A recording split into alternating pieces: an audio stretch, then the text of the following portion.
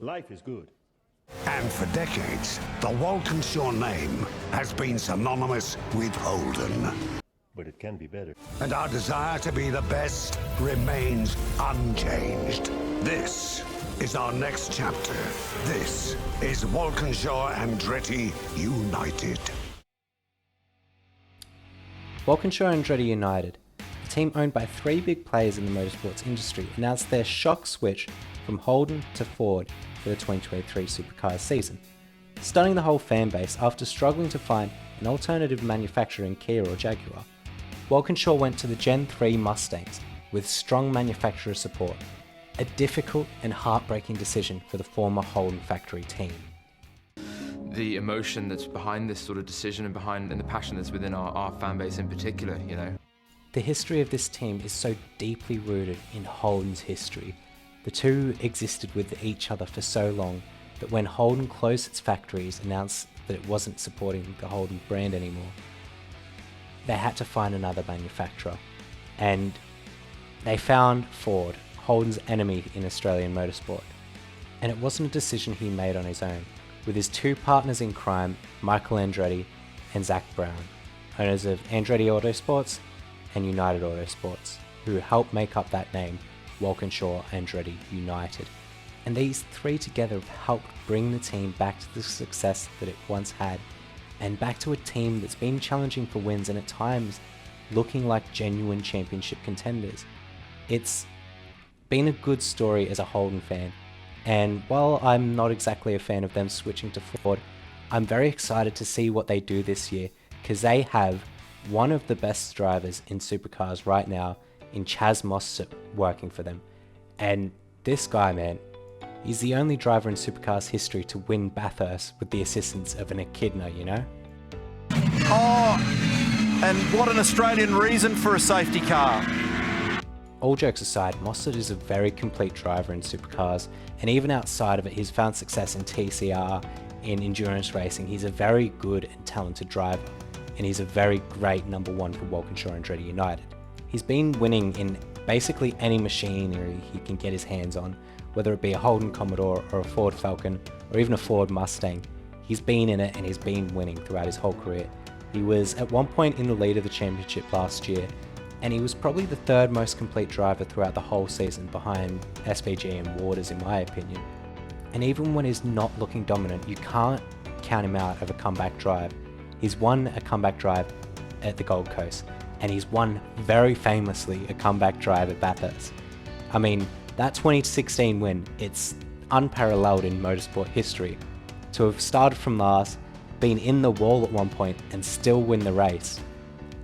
He's such a good driver, and he's co-driver at the time as well. Paul Morris wasn't exactly the fastest driver either.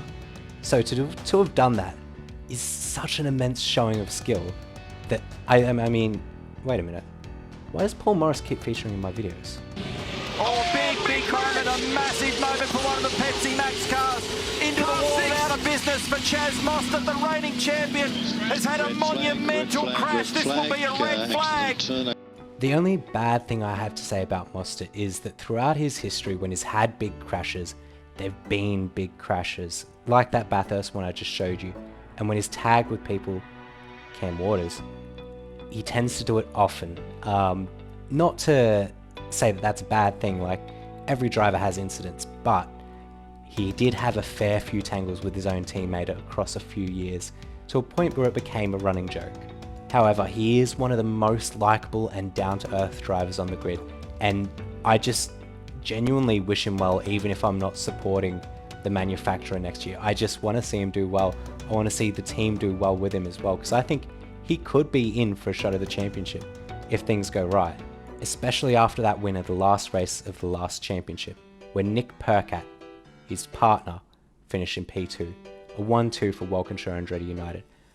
But before I get too deep into talking about Nick Percat as a driver, I just want to talk about how much I respect Nick Percat as a person. During the pandemic, the Adelaide 500 event was cancelled by the South Australian Premier, and Nick Percat was one of the most prominent voices online, in person, about bringing it back and about supporting the current Premier in his bid to save the Adelaide 500.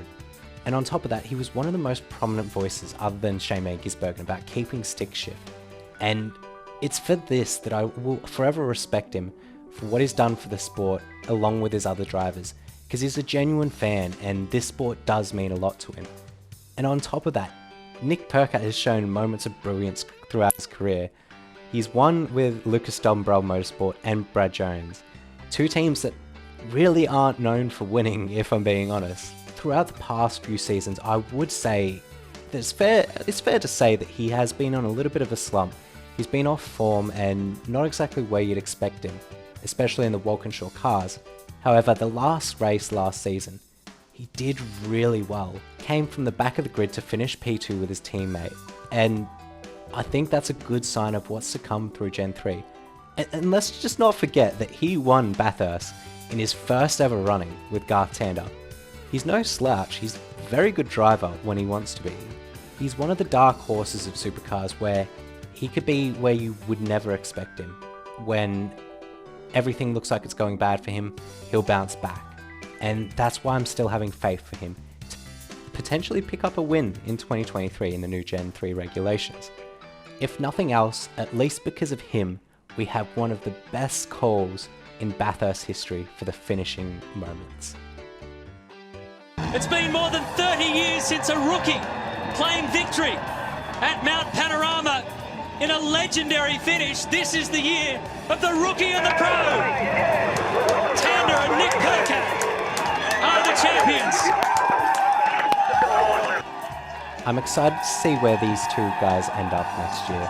Percat and Mostert are two talented drivers, and I think if they get Gen 3 right, they could potentially be onto a fair few race wins next year. And while it breaks my heart, I think the switch for Walkinshaw Andretti was very justified, and I wish them all the best for next year. But anyway guys, thank you all for watching, and I hope you all enjoyed. Catch you next time.